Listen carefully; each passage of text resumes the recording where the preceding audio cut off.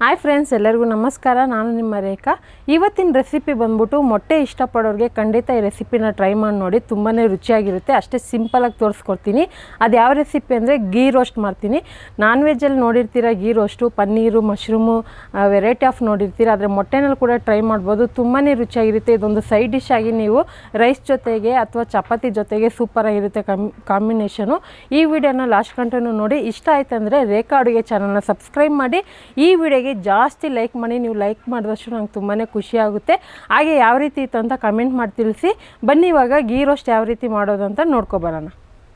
ನೋಡಿ, ಈಗ egg ghee roast ಮಾಡೋದಕ್ಕೆ ಒಂದು ಮಸಾಲೆ ರುಬ್ಕೋಬೇಕಾಗುತ್ತೆ. ಒಂದು ಮಿಕ್ಸಿ ಜಾರ್ಗೆ 3 ಮೀಡಿಯಮ್ ಸೈಜ್ ಟೊಮೊಟೊ ಹಾಕ್ಕೊತಾ ಇದ್ದೀನಿ. ಚಿಕ್ಕದಾಗಿ ಕಟ್ ಮಾಡಿ ಹಾಕೊಳ್ಳಿ, ರುಬ್ಬೋದಕ್ಕೆ ಈಸಿ ಆಗುತ್ತೆ. ಒಂದು ಸ್ವಲ್ಪ ಕೊತ್ತಂಬರಿ ಸೊಪ್ಪು, ಒಂದು 4 ರಿಂದ 5 ಹಸಿರು ಮೆಣಸಿನ್ಕಾಯಿ ಹಾಕ್ಕೊತಾ ಇದ್ದೀನಿ. ಖಾರ ಹಸಿ ಮೆಣಸಿನ್ಕಾಯಿ ಕೊಡುತ್ತೆ. ಸೊ ಇದ್ರ ಜೊತೆಗೆ ನಾನು ಕಾಶ್ಮೀರಿ ಚಿಲ್ಲಿ ಪೌಡರು ಯೂಸ್ ಮಾಡ್ತಾ ಇದ್ದೀನಿ. ಇದಕ್ಕೆ ಇವಾಗ ಸ್ವಲ್ಪ ನೀರು ಹಾಕಿ ಇದನ್ನು ನುಣ್ಣಗೆ ರುಬ್ಕೊಂಬರ್ತೀನಿ. ಇವಾಗ ರುಬ್ಬಿದಾಯಿತು. ಸಿಂಪಲ್ ಮಸಾಲೆ ಇದು, ಟೊಮೊಟೊ, ಕೊತ್ತಂಬರಿ, ಹಸಿ ಮೆಣಸಿನ್ಕಾಯಿ. ಈಗ ನೋಡಿ, ನಾವು ಗೀ ರೋಸ್ಟ್ ಮಾಡೋದ್ರಿಂದ ತುಪ್ಪನ ಯೂಸ್ ಮಾಡಲೇಬೇಕು. ಈ ಥರ ನಾನು ಕಡಾಯಿ ಇಟ್ಕೊಂಡು ಸುಮಾರು ಒಂದು 2 ಟೇಬಲ್ ಸ್ಪೂನ್ ಆಗೋಷ್ಟು ತುಪ್ಪ ಹಾಕ್ಕೊತಾ ಇದ್ದೀನಿ. ಬೈ ಚಾನ್ಸ್ ನಿಮಗೆ ಗೀ ರೋಸ್ಟು ತುಪ್ಪದಲ್ಲಿ ಮಾಡೋದಕ್ಕೆ ಇಷ್ಟ ಇಲ್ಲ ಅಂದರೆ ಎಣ್ಣೆನಲ್ಲೂ ಮಾಡ್ಕೋಬೋದು. ಅದು ಒರಿಜಿನಲ್ ಟೇಸ್ಟ್ ಸಿಗೋಲ್ಲ. ನಾನು ಇಲ್ಲೊಂದು 5 ಮೊಟ್ಟೆನ ಬೇಯಿಸಿ ಕಟ್ ಮಾಡಿ ಇಟ್ಕೊಂಡಿದ್ದೀನಿ. ಇವಾಗ ಇದನ್ನು ನಾವು ಫ್ರೈ ಮಾಡ್ಕೊಳ್ಳೋಣ. ತುಪ್ಪದಲ್ಲಿ ಫ್ರೈ ಮಾಡೋದ್ರಿಂದ ಒಂದು ಡಿಫ್ರೆಂಟ್ ಟೇಸ್ಟ್ ಕೊಡುತ್ತೆ. ಸೊ ಮೊಟ್ಟೆ ಇಷ್ಟಪಡೋರಿಗೆ ಯಾವಾಗೂ ಒಂದೇ ಥರ ಮಾಡೋದಕ್ಕಿಂತ ಸ್ವಲ್ಪ ಡಿಫ್ರೆಂಟಾಗಿ ಮಾಡಿಕೊಡಿ. ಅವರು ಕೂಡ ಇಷ್ಟಪಟ್ಟು ತಿಂತಾರೆ. ಅಥವಾ ಮೊಟ್ಟೆ ಮಕ್ಕಳು ತಿನ್ನಲ್ಲ ಅನ್ನೋರಿಗೆ ಕೂಡ ಈ ಥರ ಟ್ರೈ ಮಾಡಿ ನೋಡಿರಿ. ಸೊ ಇವಾಗ 2 ಕಡೆ ಚೆನ್ನಾಗಿ ಇದನ್ನು ಫ್ರೈ ಮಾಡ್ಕೋಬೇಕು. ಮೀಡಿಯಮ್ ಫ್ಲೇಮಲ್ಲಿ ಇಟ್ಟು ಫ್ರೈ ಮಾಡಿರಿ. ಹೈ ಫ್ಲೇಮಲ್ಲಿ ಇಟ್ಟರೆ ಮೊಟ್ಟೆ ಸೀದೋಗೋ ಚಾನ್ಸಸ್ ಇರುತ್ತೆ. ಮತ್ತು ತೆಳು ಬಾಣಲೆಯಲ್ಲಿ ಮಾಡಿದ್ರೆ ನಿಮಗೆ ಇನ್ನೂ ಬೇಗನೆ ಸೀದೋಗುತ್ತೆ. ಮತ್ತು ತುಪ್ಪ ಎಲ್ಲ ಫುಲ್ಲು ಒಂಥರ ಕಹಿ ಸ್ಮೆಲ್ ಬಂದ್ಬಿಡುತ್ತೆ. ಅದಕ್ಕೆ ಸ್ವಲ್ಪ ದಪ್ಪ ತಲೆ ಪಾತ್ರೆ ತಗೊಂಡು ಈ ಥರ ರೆಸಿಪಿನ ಟ್ರೈ ಮಾಡಿ ನೋಡಿ. ಈಗ 2 ಕಡೆ ಚೆನ್ನಾಗಿ ಮೊಟ್ಟೆನ ಫ್ರೈ ಮಾಡಿದ ಮೇಲೆ ಮತ್ತೆ ಒಂದು ಪ್ಲೇಟಲ್ಲಿ ಎತ್ತಿಟ್ಕೊತಾ ಇದ್ದೀನಿ. ಮೊಟ್ಟೆ ಕ್ವಾಂಟಿಟಿ ನೀವು ಎಷ್ಟಾದರೂ ಯೂಸ್ ಮಾಡ್ಕೋಬೋದು. ಸೊ ಬೇಕಂದರೆ ರೌಂಡ್ ಶೇಪಲ್ಲಿ ಕೂಡ ಮೊಟ್ಟೆ ಹಾಗೆ ಕಟ್ ಮಾಡಿದಿರ ಕೂಡ ಫ್ರೈ ಮಾಡ್ಕೋಬೋದು ಜಾಸ್ತಿ ಕ್ವಾಂಟಿಟಿಯಲ್ಲಿ. ಈಗ ಈ ಗ್ರೇವಿಗೆ ಬೇಕಾಗಿರೋ ಅಷ್ಟು ಒಂದು 1 ಟೇಬಲ್ ಸ್ಪೂನ್ ತುಪ್ಪ ಹಾಕ್ಕೊಂಡು ಒಂದು 2 ಏಲಕ್ಕಿನೂ ಒಂದೇ ಒಂದು ಪಲಾವ್ ಎಲೆ ಹಾಕ್ಕೊತಾ ಇದ್ದೀನಿ. ಸೊ ಸ್ವಲ್ಪ ತುಪ್ಪ ಜಾಸ್ತಿನೇ ಬೇಕಾಗುತ್ತೆ, ಆವಾಗ ಟೇಸ್ಟ್ ನಿಮಗೆ ಚೆನ್ನಾಗಿ ಕೊಡುತ್ತೆ. ಈಗ ಇದಕ್ಕೆ ಚಿಕ್ಕದಾಗಿ ಚಾಪ್ ಮಾಡಿರೋ ಅಂಥದ್ದು 1 ಕಪ್ ಆಗೋಷ್ಟು ಈರುಳ್ಳಿ ಹಾಕ್ಕೊತಾ ಇದ್ದೀನಿ. ಈರುಳ್ಳಿನ ಚೆನ್ನಾಗಿ ಫ್ರೈ ಮಾಡ್ಕೊಳ್ಳೋಣ. ಆದಷ್ಟು ಚಿಕ್ಕದಾಗಿ ಚಾಪ್ ಮಾಡ್ಕೊಳ್ಳಿ. ನನ್ನ ಹತ್ರ ಚಾಪರ್ ಇದೆ, ಅದಕ್ಕೋಸ್ಕರ ನಾನು ಅದ್ರಲ್ಲಿ ಮಾಡ್ಕೊತೀನಿ.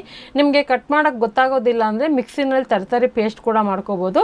ಇದಕ್ಕೆ ಶುಂಠಿ ಬೆಳ್ಳುಳ್ಳಿ ಪೇಸ್ಟ್ 1 ಟೇಬಲ್ ಸ್ಪೂನ್ ಹಾಕ್ಕೊತಾ ಇದ್ದೀನಿ. ಈರುಳ್ಳಿ ಒಂದು 3/4 ಭಾಗ ಫ್ರೈ ಆದಮೇಲೆ ಇದಕ್ಕೆ ಶುಂಠಿ ಬೆಳ್ಳುಳ್ಳಿ ಪೇಸ್ಟ್ ಹಾಕ್ಕೊಳ್ಳಿ 1 ಟೇಬಲ್ ಸ್ಪೂನು.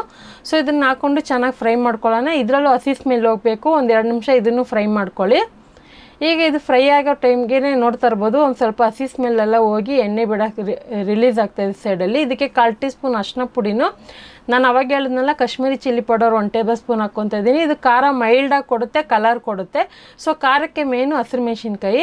ಇದಕ್ಕೆ ಧನಿಯಾ ಪೌಡರ್ 1 ಟೇಬಲ್ ಸ್ಪೂನ್ ಹಾಕ್ಕೊತಾ ಇದ್ದೀನಿ. ಹಾಕ್ಕೊಂಡಿದ್ದೀನಿ. ಒಂದು 30 ಸೆಕೆಂಡ್ ಫ್ರೈ ಮಾಡ್ಕೊಳ್ಳೋಣ. ತುಂಬಾ ಕಡಿಮೆ ಇಂಗ್ರೀಡಿಯೆಂಟ್ಸಲ್ಲಿ ಮಾಡೋವಂಥ ರೆಸಿಪಿ. ಚಪಾತಿಗಂತೂ ಸೂಪರಾಗಿರುತ್ತೆ ಕಾಂಬಿನೇಷನು. ಸೊ ಇವಾಗ ನೋಡ್ತಾ ಇರ್ಬೋದು, ನೀವೇನಾದರೂ ಒಂದು 2-3 ಇದ್ದರೆ ಖಂಡಿತ ಈ ರೆಸಿಪಿನ ನಿಮಗೆ ಕರೆಕ್ಟಾಗಿ ಆಗುತ್ತೆ ಇದು. ಈಗ ಇದಕ್ಕೆ ರುಬ್ಬಿರೋಂಥ ಪೇಸ್ಟ್ ಹಾಕ್ಕೊತಾ ಇದ್ದೀನಿ. ಇವಾಗ ನಾವು ಪೇಸ್ಟ್ ಹಾಕಿದ ಮೇಲೆ ಹಸಿಯಾಗಿ ರುಬ್ಬಿರೋದ್ರಿಂದ ಹಸಿ ಸ್ಮೆಲ್ ಇರುತ್ತೆ. ಇದನ್ನು ಒಂದು 2 ನಿಮಿಷ ಫ್ರೈ ಮಾಡ್ಕೋಬೇಕಾಗುತ್ತೆ. ಫ್ರೈ ಮಾಡೋವಾಗನೇ ಇದ್ರ ಜೊತೆಗೆ ನಾನು ಇವತ್ತು ಯಾವುದೇ ರೀತಿ ಗರಂ ಮಸಾಲ ಯೂಸ್ ಮಾಡೋದಿಲ್ಲ. ಸೊ ರುಚಿಗೆ ತಕ್ಕಷ್ಟು ಉಪ್ಪು ಹಾಕ್ಕೊತಾ ಇದ್ದೀನಿ. ಗರಂ ಮಸಾಲ ಬದಲಾಗಿ ನಿಮಗೆ ಮೊಟ್ಟೆದಲ್ಲೇ ಮೊಟ್ಟೆ ಮಸಾಲ ಪೌಡರ್ಗಳು ಸಿಗುತ್ತಲ್ವ, ಅದನ್ನು ಯೂಸ್ ಮಾಡ್ಕೊಳ್ಳಿ.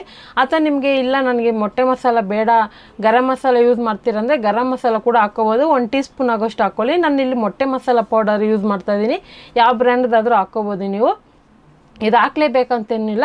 ಇದು ಹಾಕ್ತೀರಾ ನೀವು ಬೇಕಂದರೆ ಜೀರಿಗೆ ಪುಡಿ, ಮೆಣಸು ಪುಡಿ ಆ ಥರ ಎಲ್ಲ ಎಕ್ಸ್ಟ್ರಾ ಆ್ಯಡ್ ಕೂಡ ಮಾಡ್ಕೊಬೋದು. ಈಗ ನಾನು ಮೊಟ್ಟೆ ಮಸಾಲ ಹಾಕೋದ್ರಿಂದ ಅದು ಎಕ್ಸ್ಟ್ರಾ ಏನೂ ಬೇಕಾಗೋದಿಲ್ಲ. ಈಗ ಮಿಕ್ಸಿ ಜಾರಲ್ಲಿ ಒಂದು 1/4 ಕಪ್ ಆಗೋಷ್ಟು ನೀರು ಹಾಕಿ ಅದನ್ನು ಯೂಸ್ ಮಾಡ್ಕೊತಾ ಇದ್ದೀನಿ. ಇದಕ್ಕೆ ನಾವು ಜಾಸ್ತಿ ನೀರು ಹಾಕೋ ಅಂಥ ಅವಶ್ಯಕತೆ ಇಲ್ಲ. ಗೀ ರೋಸ್ಟ್ ಅಲ್ವಾ, ಇದನ್ನು ಲೋ ಫ್ಲೇಮಲ್ಲಿ ಇಟ್ಟು ಒಂದು 5 ನಿಮಿಷ ಫ್ರೈ ಮಾಡಬೇಕು. ಮಧ್ಯದಲ್ಲಿ ಅವಾಗವಾಗ ಸೌಟಿಂದ ತಿರುಗಿಸ್ಕೊಡಿ. ಯಾವುದೇ ರೀತಿಗೂ ಮಸಾಲೆ ಗಟ್ಟಿಯಾಗೋದಕ್ಕೆ ಬಿಡೋಕ್ಕೆ ಹೋಗಬೇಡಿ. ಸ್ವಲ್ಪ ಲಿಕ್ವಿಡಾಗೂ ಇರಬೇಕು, ಗಟ್ಟಿಯಾಗೂ ಇರಬೇಕು. ಬೇಕು ಅಂದರೆ ನೀವು ಒಂದು 1/2 ಕಪ್ ಎಕ್ಸ್ಟ್ರಾ ನೀರು ಹಾಕ್ಕೋಬೋದು. ಇವಾಗ ನೋಡ್ತಾ ಇರ್ಬೋದು, ನನಗೆ ಒಂದು 5 ನಿಮಿಷ ಆದಮೇಲೆ ಗ್ರೇವಿ ಇದೇ ಥರನೇ ಇದೆ, ಗಟ್ಟಿಯಾಗೇ ಇದೆ ಮತ್ತು ಪೂರ್ತಿ ಡ್ರೈ ಆಗೂ ಆಗಿಲ್ಲ. ಈಗ ಇದಕ್ಕೆ ಫ್ರೈ ಮಾಡಿರೋಂಥ ಮೊಟ್ಟೆ ಹಾಕ್ಕೊತಾ ಇದ್ದೀನಿ.